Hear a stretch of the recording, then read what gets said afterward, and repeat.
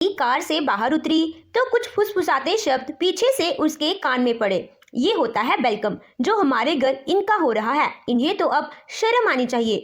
By भी जाने किस हुर पर लट्टू हो गया। देखने में कुछ खास थोड़े हैं। रिद्धिमा की आरती उतारी जा रही थी और सासू माँ मुस्कुराकर उसकी तरफ देख रही थी। उसे उस वक्त पता ही नहीं चला कि ये शब्द इतने हल्के से किसने कहा, लेकिन सास ने किसी को दुल्हन के पीछे देखते हुए आंख दिखाई थी। ये रिद्धिमा ने घूंघट में से देखा था। चलो रिद्धिमा, अब चावल के लोटे में पैर लगाकर अंदर आओ। रिद्धिमा को अंदर लाकर अभ्य के साथ पूजा करने बैठा दिया गया। शाम तक कुछ रिश्तेदार वापस भी चले गए। वो उठकर बाथरूम गई तो उसने अपनी सास के कमरे से आती हुई आवाज सुनी, मम्मी कब तक चुप करवाओगी मुझे? ये सच तो बदल नहीं जाएगा कि वहां ना तो स्वागत ढंग से हुआ और ना ही विदाई हुई। खाने को कोई पूछने तक नहीं आया। जाने क्या देखा है आपने इस रिश्ते में? रिद्धिमा की सास आबाजी बोली। निम्मी बेटा, मिट्टी डालो इस बात पर। जाने क्या परेशानी रही होगी। अब इस बात को यहीं खत्म कर दो। निम्मी ने गुस्से में कहा। मम्मी आप यहाँ थी, वहाँ होती तो पता होता। निम्मी और अब्बे का छोटा भाई अपित बोला। अरे दीदी, क्या बात को बढ़ा रही हो? मम्मी को समझाने से कोई फायदा नहीं। ये सब तो बाई और पापा का किया धरा है। उन्हें भाभी कुछ ज्यादा ही पसंद थी। बेचारी रिद्धिमा की आंखों में आंसू आ गए और वो कमरे में आ गई। रिद्धिमा की सारी बातें याद आ रही थी कि रिश्ता होने से पहले क्या क्या बातें हुई थी। मतलब लड़के वाले मांगना कुछ नहीं चाहते, लेकिन चाहते सब कुछ हैं। तभी आभ्या ने बहन को आवाज लगाई। अरे निम्मी, भाभी को भी चाय ला दो। निम्मी की झुंझलाहट भरी आवाज आई। अरे दे रही हैं, पीछे मत पड़ो। निम्मी उठते हुए माँ से बोली। मम्मी सच में कल वहाँ का खाना तो इतना वाहियात था कि एक और खाया नहीं गया। ये लड़की बहुत तेज है, सिर पर मत चढ़ाना, नहीं तो घर में रहने ही नहीं देगी। अभ्य ने वहीं आकर कहा। फिलहाल तो तू निकल यहाँ से, तेरा भी रिश्ता हो गया है। और किचन में जाकर उसी भाभी के लिए चाय बना। अभय उसे कंधों से पकड़कर किचन तक छोड़ाया, लेकिन निम्मी अपनी माँ के कान भर चुकी थी। उनके दो बच्चे एक सी बात कह रहे थे, तो ये होना ही था। कुछ देर में तभी बुआ की लड़की मनीषा अंदर आकर बोली। भाभी ये खा लीजिए, भैया ने भेजा है। लेकिन रिद्धिमा ने कह दिया कि दीदी मुझे भूख नहीं है। तब मनीषा ने कहा, अरे भाभी प्लीज खा लीजिए ना, भैया ने बहुत प्यार से भिजवाया है। रिद्धिमा ने अब्बे का नाम सुना तो उसे अच्छा लगा। रिद्धिमा ने प्लेट की तरफ देखा तो उसमें मोमोज और चॉकलेट बिस्कुट के साथ चाय थी। उसे याद आया कि उसने अब्बे को बताया था कि उसे ये पसंद है। मनीषा ने उसके आगे प्लेट रख दी और उसके आगे बैठते हुए बोली, पता है भाभी? प्लेट रख दी और उसके आगे बैठते हुए बोली, पता है भाभी? निम्मी दीदी तो मुंह फट है और मामी उनकी बात सुनती है, इसीलिए तो आपकी बुआ जी यानी मेरी मम्मी शादी में नहीं आई। आप ध्यान मत दीजिएगा। मनीषा ने इतना कहा तो रिद्धिमा की थोड़ा कहने की हिम्मत हुई। दीदी आप ही बताइए कि क्या कुछ गलत था? क्या खाना वाकई बुरा था? मनीषा ने रिद्धिमा के गाल पर हाथ रखकर कहा। नहीं भाभी, सब कुछ बहुत अच्छा था। आप ध्यान मत दीजिए, आप ये खाइए। भैया को देखिए, जाने कहाँ से आपके लिए ये मोमोज लेकर आए हैं। कोई ना आए उसके पहले खा लीजिए। रिद्धिमा ने जल्दी जल्दी मोमोज खा लिए और चाय पीते हुए बात करने लगी। रिद्धिमा की दबी दबी आवाज सुनकर मनीषा ने उसे समझाया। अरे कोई डर की बात नहीं है भाई, सब ठीक है, अब आराम कीजिए। इतने में रिद्धिमा की सास आबाजी आ गई और बोली, अरे मनीषा तू यहाँ बतियाने लग गई और कितना सारा काम पड़ा हुआ है, जा जरा जाकर देख। और रिद्धिमा तुम्हें कल सुबह पहले रसोई बनानी है, मीठा बनाना तो आता है ना? मनीषा अपनी मामी का मुंह देखने लगी और रिद्धिमा को शांत रहने का इशारा किया। रिद्धिमा ने कहा, हाँ मम्मी जी, खीर हलवा बनाना आता है। आबा जी ने कहा, हाँ ज्यादा नहीं, बस थोड़ा हलवा बना देना। अपनी सास का बात का रखने का तरीका अच्छा नहीं लगा। आबा जी कहकर जा ही रही थी कि मुड़कर बोली, रिद्धिमा कल सुबह जल्दी नहाकर तैयार हो जाना, सोती मत रह जाना। रिद्धिमा के गले ये व्यवहार उतर ही नहीं रहा था। नए मेहमान से ऐसे कैसे बात कर लेते हैं लोग? शायद हमारे समाज में नई बहू से ऐसे बात कर लेने का प्रचलन है। बार बार सास आकर कहती, ओ रिद्धिमा तुम अभी नई हो, कौन कैसा है यह तुम नहीं जानती हो। कोई कुछ आकर बोले तो किसी से इतनी बात ही नहीं करना। रिद्धिमा ने कुछ नहीं कहा। जब से आई थी सबकी सुन रही थी, हर कोई उसे अलग सिखाकर जा रहा था। सोने के समय रिद्धिमा के लिए एक चारपाई बिछा दी गई और कहा कि आज भैया से अलग ही सोना है। उसे लगा कि अब भी रात को कुछ पल के लिए मिलने तो आएगा, मगर वो नहीं आया। उसे अपने घर की याद आ रही थी और बहुत अकेलापन महसूस कर रही थी। अच्छी खासी पढ़ी लिखी रिद्धिमा से कोई कुछ जानना ही नहीं चाहता था। उसे पापा याद आने लगे, जिन्होंने सिखाया था कि तकियानुसी रिवाजों को ना तो सहा जाए और ना ही उनको हवा दी जाए। ये हमारे समाज के नाम पर कलंक होते हैं। बिस्तर पर लेट गई थी और मन में चाह हुई कि एक बार माँ से बात कर ले, लेकिन कमरे से बाहर आवाज जाने का डर हुआ तो उसने फोन ही नहीं लगाया।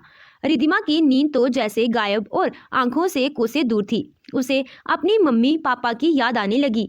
उसे याद आया जब एक दिन मम्मी ने पापा से कहा, देखिए इतनी छोटी सी तनख्वाह में ही हमेशा घर चलाया है।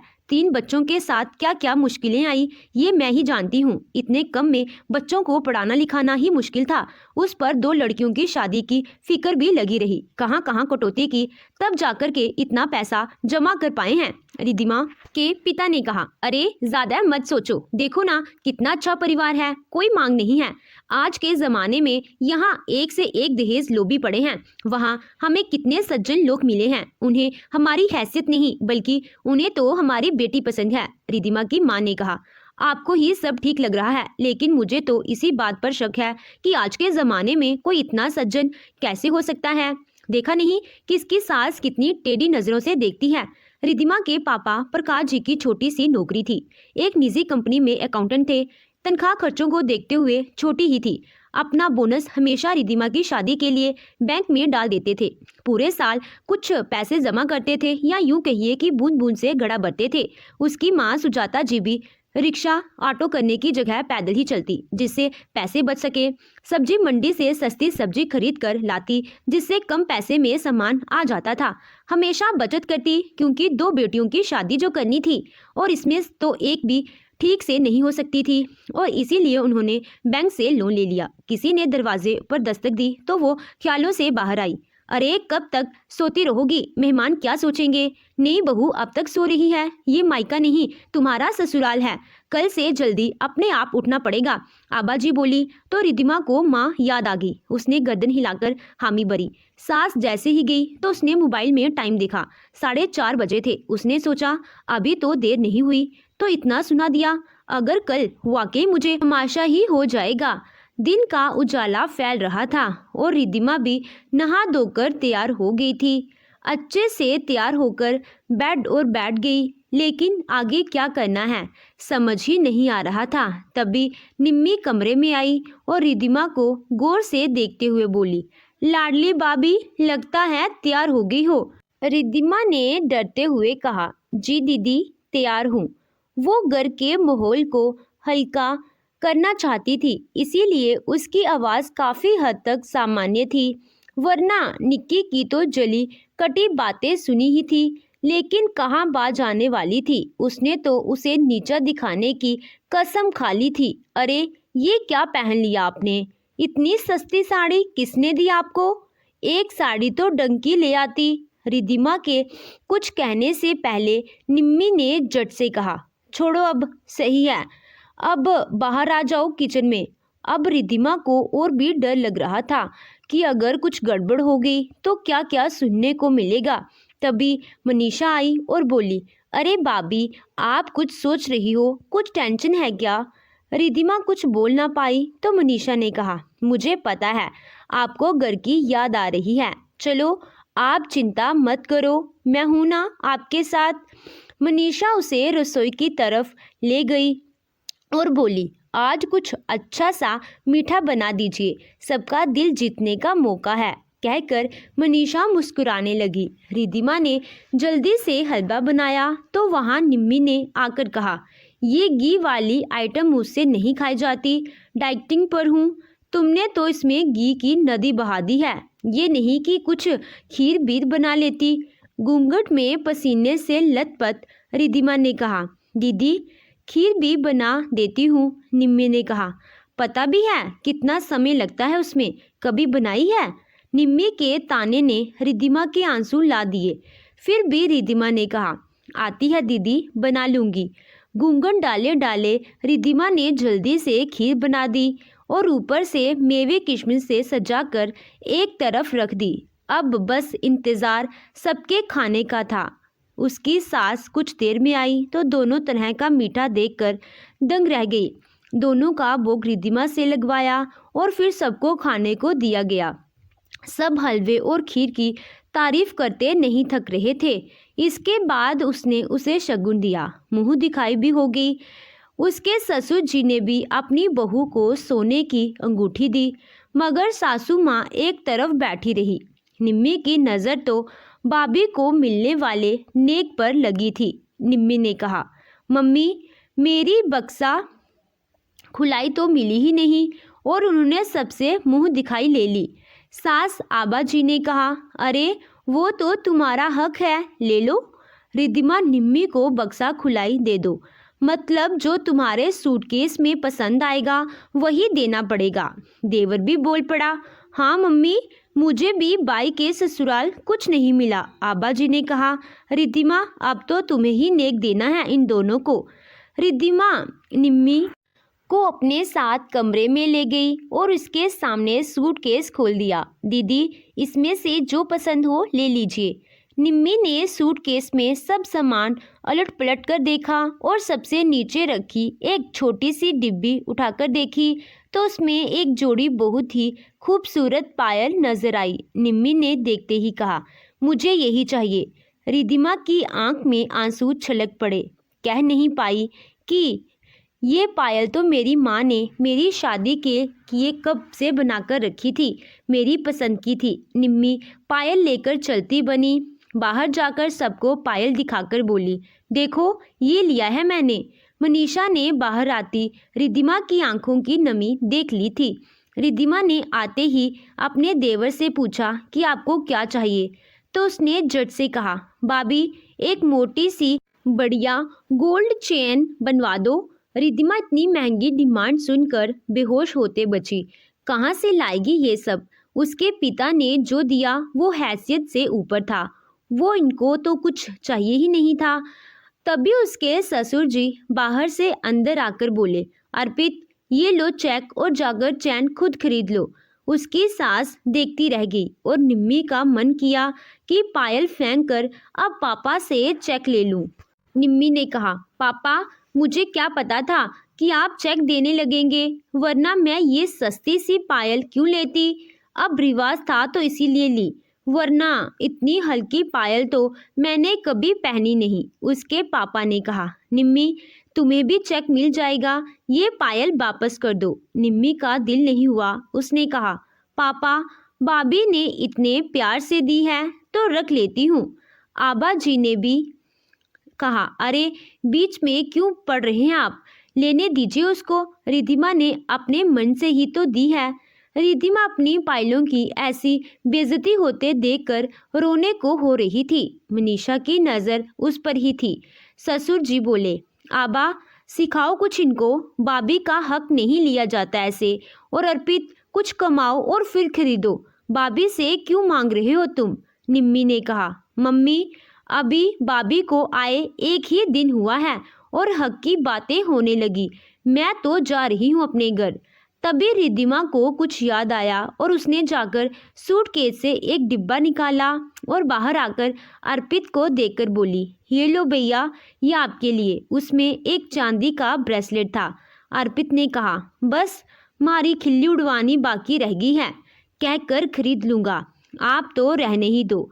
देवर की आवाज़ और उसके ताने भी रिद्धिमा का दिल दुखा गए। माहौल खराब होता देखकर ससुर जी बाहर चले गए। आब्य ने दूर से सब देखा, लेकिन अभी बोलता तो एक और तमाशा हो जाता। अगले दिन एक एक करके सब चले गए और रिद्धिमा सबके पैर छू छू कर सबको विदाई देती रही। उसका मन उदास था। जो अब तक हुआ था उससे तो तय था कि ये जो सबसे सुखी जीवन के आशीर्वाद मिल रहे हैं ये काम नहीं करेंगे। रात के 10 बजने को आए और उस समय मनीषा को कहकर रिद्धिमा को खाना भिजवाया गया। रिद्धिमा का मन उदास था और भूख तो थी ही नहीं। बेमन से खाना खाया तो सास ने मनीषा से ही कहकर उसे उसके कमरे में ले जाने को कहा। उसने रिद्धिमा को ले कमरे तक छोड़ा। रिद्धिमा अंदर गई तो सामने ही अभय बैठा हुआ था। अभय ने उसका प्यार से कमरे में स्वागत करके कहा, वेलकम रिद्धिमा, देखो अब से यही तुम्हारा कमरा है। रिद्धिमा नज़र घुमाकर पूरा कमरा देखने लगी। अभय उसे हाथ पकड़कर बालकनी की तरफ ले गया। देखो यहाँ से कितना खूबसूरत चांद दिखाई देता है। अब से दो दो चांद दिखाई देंगे। रिद्धिमा धीरे से मुस्कुरा दी। इसके बाद अभय ने कहा, रिद्धिमा अब से मेरे हर सम्मान और जिंदगी पर तुम्हारा हक है। मैं देख रहा हूँ कि तुम्हारे साथ कल से क्या हो रहा है। हो सकता है आगे भी सुनना पड़े, मगर मैं हमेशा तुम्हारे साथ हूँ। मम्मी और निम्मी को गुस्से में कुछ दिखाई नहीं देता, लेकिन दिल की अच्छी हैं। पर तुम घबराना नहीं, मैं तुम्हारे साथ हूँ। अब इस घर में जो भी गलत है तुम्हें सही बनाना है, वो भी प्यार से।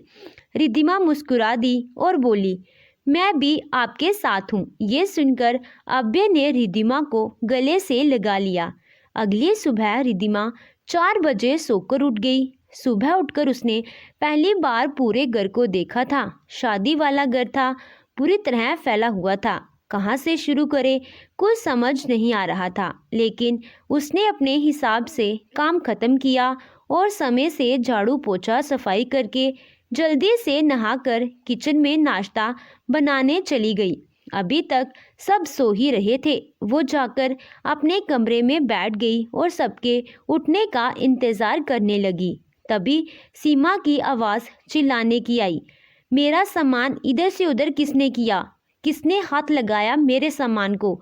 उसकी आवाज़ सुनकर रिद्धिमा भागी चली आई। दीदी, मैंने सुबह सफाई की थी, बस सामान को ठीक से रख दिया था।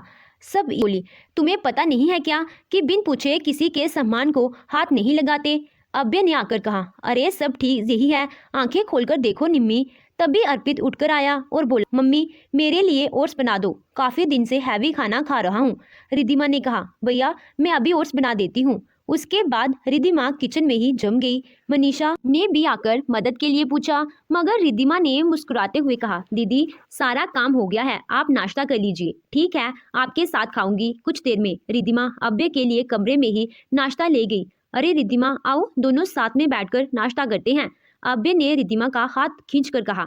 घबराई रिद्धिमा ने कहा, नहीं आप खाइए, अभी घर में नाश्ते के लिए कई लोग बाकी हैं। अभय ने कहा, मुझे पता है रिद्धिमा, सुबह के 4 बजे से उठकर सारे काम करने में लगी थी। अब तो तुम्हारा खाना बनता है, नहीं तो बीमार पड़ जाएगी। ये कहकर उसने रिद्धिमा के मुंह में जैसे ही कोट डाला तो वहाँ निम्मी आ गई। कहने लगी, भैया पापा बुला रहे हैं। किंतु रिद्धिमा को कमरे में देखकर निम्मी थोड़ा रुक गई। अभय ने कहा, तुम चलो मैं आ रहा हूँ। निम्मी चुपचाप चली तो गई, मगर घर में हंगामा कर दिया। आबा जी से बोली, देखा मम्मी, वो महारानी भैया के हाथों से खाना खा रही है, हम तो अभी भूखे ही बैठे हैं, ये इसके लक्षण हैं। आबा जी बोली, क्या करें ये नई पीढ़ी का, अब इसको क्या क्या सिखाना पड़ेगा। रिद्धिमा भी वहाँ आ चुकी थी और सब सुन रही थी। मनीषा की माँ भी आ गई। उनके आने पर रिद्धिमा ने अच्छे से चाय नाश्ता बनाकर खिलाया। उसने रिद्धिमा बहुत पसंद आई। उन्होंने जैसे ही आबा जी से उसकी तारीफ की तो वो बोली, हाँ अच्छी है, मगर सच में तो काम की समझ नहीं है, मुझे ही सब सिखाना पड़ेगा। बुआ जी ने कहा, अरे भाभी समझ आएगी, एक दिन में कौन समझता है। आबा जी बोली, समझना ही पड़ेगा, इसी घर में रहना है। बुआ को ये तरीका अच्छा नहीं लगा। आबा जी ने अपनी ननद को विदाई में एक साड़ी और मनीषा को 100 रुपये दिए तो चलते चलते रिद्धिमा ने अभय से लेकर मनीषा को 1000 रुपये देकर कहा, दीदी आपका नेक भी तो होना चाहिए।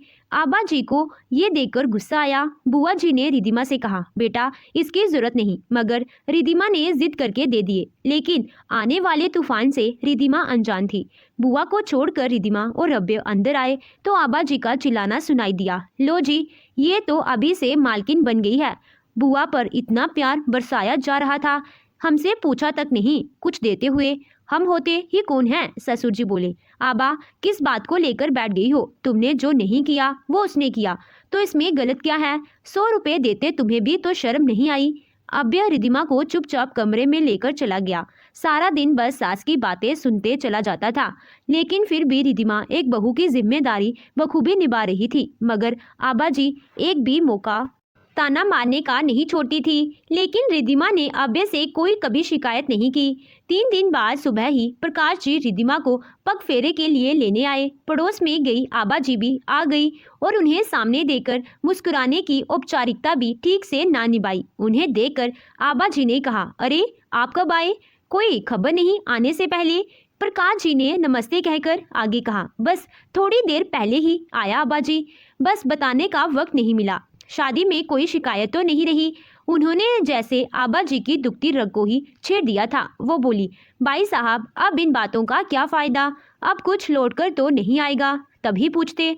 इसके बाद आबा जी कहकर उठ गई कि भाई साहब आपको शाम तक का इंतज़ार करना पड़ेगा, क्योंकि आपके समधी जी तो शाम को ही मिलेंगे। जब तक आपकी बेटी से भी पूछ लीजिए, इससे तो कोई दिक्कत नहीं है। प्रकाश जी ने उन्हें हैरानी से देखा और वो कमरे में चली गई। रिद्धिमा के पापा ने शाम तक अपने समधी और अब्बे के आने का इंतजार किया। तब तक रिद्धिमा अपने पापा से हंसकर बात करती रही। शाम को रिद्धिमा के ससुर जी के पर बैठकर बातें हुई। अब्बे और समधी जी का व्यवहार देखकर उन्हें अच्छा लगा। उन्होंने फिर से वही बात समधी जी से कही, समधी जी अगर शादी में कुछ कमी रह गई हो तो उसके लिए माफ़ी चाहूँगा। समधी जी ने कहा, अरे कैसी बात कर रहे हैं आप, नहीं आपने सब कुछ बहुत अच्छा किया था। हमारा सौभाग्य है कि आपकी इतनी सुशील बेटी हमारे घर की बहू बनी। लेकिन प्रकाश जी को आबा जी का व्यवहार चुभ गया था और अब अपनी बेटी के लिए डर लग रहा था। रिद्धिमा को 2 हफ्ते के लिए उसके पापा के घर गई थे, मगर आबा जी इस बात से चिढ़ गई थी। अरे इतने दिन के लिए कौन जाता है, अब काम कौन करेगा। निम्मी ने साफ कह दिया, मम्मी मुझसे कोई काम नहीं कहना आप। आबा जी खुद ही जैसे तैसे काम कर रही थी। 1 हफ्ता ही हुआ था कि निम्मी के लिए जो लड़का देखा जा रहा था वहाँ से खबर आई वो 2 दिन बाद आने वाले हैं। आबा जी ने तुरंत अब्बे से कहा, अब्बे बेटा रिद्धिमा को बुला लो, वो भी होने वाले निंदोई को देख लेगी और अपने हाथ का मीठा और पकवान भी बना देगी। उन लोगों को भी तो इससे मिलना देना चाहिए। अब्बी ने रिद्धिमा को फ़ोन कर दिया और अगले दिन ही लेने पहुंच गया। अब्बे का खूब स्वागत हुआ और सास ससुर का प्यार भी मिला। जल्दी ही फिर से आने का वादा करके रिद्धिमा ना चाहते हुए भी बारी मन से अब्बे के साथ वापस आ गई। उसकी माँ ने रो रो कर उसे विदा कर दिया। रिद्धिमा ने उस दिन काफ़ी सारी चीज़ें बनाई, कई तरह के पकोड़े, तरह तरह की मिठाई और खाने में भी कई तरह की डिश बना दी। अब्बे और उसके पापा ने उन लोगों का जोर शोर से स्वागत किया। सब बैठे और सगाई और रोकी की बातें करने लगे। निम्मी की सास ने कहा, आबा जी निम्मी को भी बुला लीजिए, हम तो एक ही बार मिले हैं और हमारा जतिन भी मिल लेगा। निम्मी तो आने के लिए तैयार बैठी थी। अब्बे ने रिद्धिमा को इसे लाने भेजा तो निम्मी ने रिद्धिमा के आते ही कहा, रहने दो, मैं चली जाऊंगी, मैं कोई लंगड़ी तो हूँ नहीं। रिद्धिमा ने कहा, दीदी ऐसे टाइम पर अच्छा नहीं लगता, आप मेरे साथ चलिए। निम्मी उसे घूरकर बोली, करो अपना काम, बेहुदा गवार कहीं की। रिद्धिमा को बहुत अपमान महसूस हुआ।